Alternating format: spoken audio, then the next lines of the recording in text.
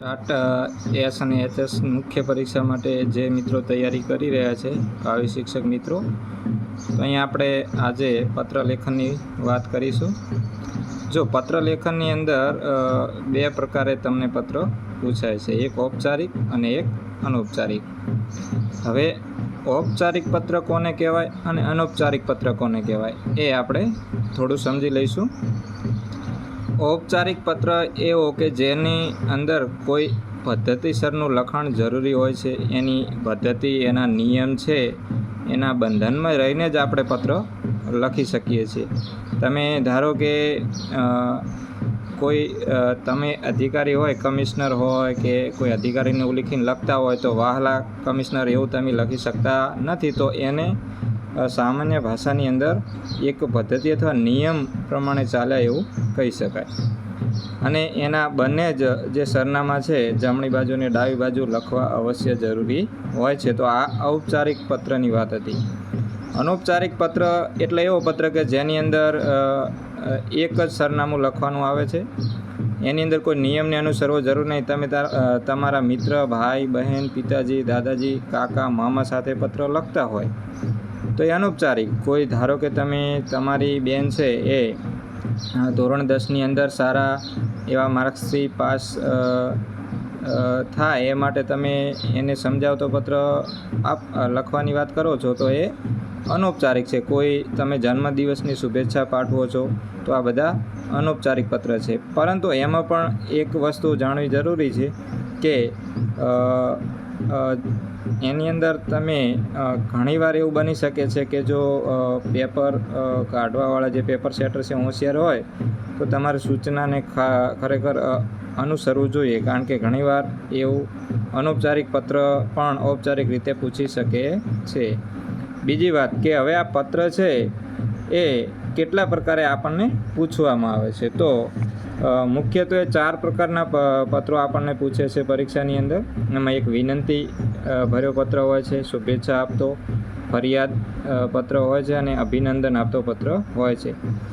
જે ગુજરાતી માધ્યમવાળા મિત્રો છે એમને તો અહીંયા જે આપણે 4 બાબતો રજૂ કરી એ જ જાણવાની છે. પણ જે અંગ્રેજી માધ્યમ સાથે જોડાયેલું જેમનું પેપર પહેલાં ઇંગ્લિશ આવશે તો એમને આ અંગ્રેજી એટલા માટે આપણે લખેલું છે કે વિનંતી પત્ર છે અને રિક્વેસ્ટ ધરાવતો પત્ર કહેવાય.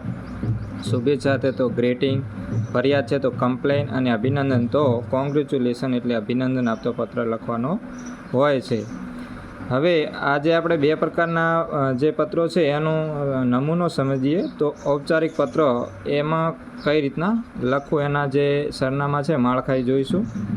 તો ઔપચારિક પત્ર છે હંમેશા તમે જોઈ શકો છો કે નામની અંદર કોઈ ઉલ્લેખ કરવાનો હોતો નથી. પહેલી વસ્તુ એ ધ્યાનમાં રાખવી કે તમને પ્રશ્નમાં જે નામ આપેલું હોય એ જ લખી શકો છો. જો પેપર સેટર હોશિયાર હશે તો તમને એવું પણ કરી શકે છે. તો તમે ઘણીવાર એવું આપણા મગજની અંદર સેટ કરેલું હોય કે શું અબ ક જ લખવું, ક ખ છ જ લખવું. તો ના મિત્રો, એવું નથી. તમને જે પેપરની અંદર સૂચના આપેલી હોય એને ખાસ અનુસરવાની છે અને એ પ્રમાણે તમારે સરનામામાં જે નામ છે એ લખવાનું છે. બીજી વસ્તુ કે એની અંદર જો તમને કોઈ સોસાયટી અથવા તો એનો ઉલ્લેખ કરેલો હોય તો સરનામામાં ઉલ્લેખ કરો, બાકી સરનામું છે છતું કરવું નહીં.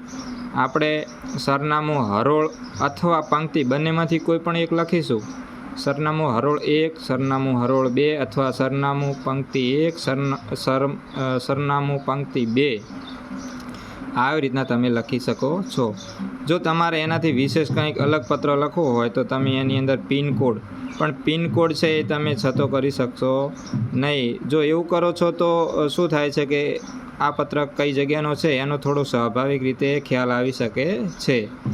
પછી તારીખમાં પણ તમારે તારીખમાં તો એવું વાંધો આવે એવું હોતું નથી કે એની બાબત છતી થાય, પરંતુ તમે જો ધારો તો તારીખ પરીક્ષા અગાઉની લખી શકો છો અથવા તો એની અંદર 00 એવું કરી શકો છો. મોબાઈલ નંબર છે એ પણ એક વધારાની વિગત છે. જો તમે ધારો તો એમાં તમે તમારો નંબર છે એ ઉલ્લેખી શકશો નહીં. એમાં 000 અથવા તો XXX એવી રીતના તમારે દર્શાવવાનું રહેશે. પછી વાત કરીએ તો પ્રતિ પછી તમે જો કમિશનરને પત્ર લખતા હોય તો ફરિયાદ કે એવો પત્ર હોય તો તમારે આગળ કમિશનર શ્રી એવું લખવાનું રહેશે. પછી સરનામું જે આપેલું હોય એ તમારે અહીંયા દર્શાવવાનું રહેશે. પછી વિષય છે અહીંયા લખવાનો નથી. વિષય આપણે મધ્યની અંદર અથવા તો એનાથી આજુબાજુની અંદર લખવાનો રહેશે. વિષયનું માળખું પૂરું થાય પછી આપણે શ્રીમાન અથવા સુજ્ઞ મહોદય શ્રી આવી રીતનું સન્માન આપીશું. આપણે એમને પૂજ્યશ્રી વહાલાશ્રી એવું સંબોધન કરી શકતા નથી. તો આ એક ઔપચારિક પત્ર છે ને એની આ એક આપણે એનું બંધન રહે છે, એટલા માટે એને ઔપચારિક પત્ર કહેવામાં આવે છે. પછી તમે તમારા વિષયની અંદર શીર્ષક આપી અને શરૂઆત કરી શકો છો. તો આ મિત્રો હતી બેઝિક માહિતી કે જેના દ્વારા તમને ખ્યાલ આવ્યો હશે કે પત્ર લેખન જે ઔપચારિક અને અનૌપચારિકની અંદર શું ધ્યાનમાં રાખવું. તો આવા જ વિડીયો આપણે હજુ પણ ચર્ચાપત્ર હોય અને પત્ર લેખન હોય, નિબંધ, સંક્ષિપ્તીકરણ, એની અંદર તમને જે પણ માહિતીમાં મુશ્કેલી પડે છે એની અંદર આપવાનો પ્રયત્ન કરીશું. જય હિન્દ, જય ભારત.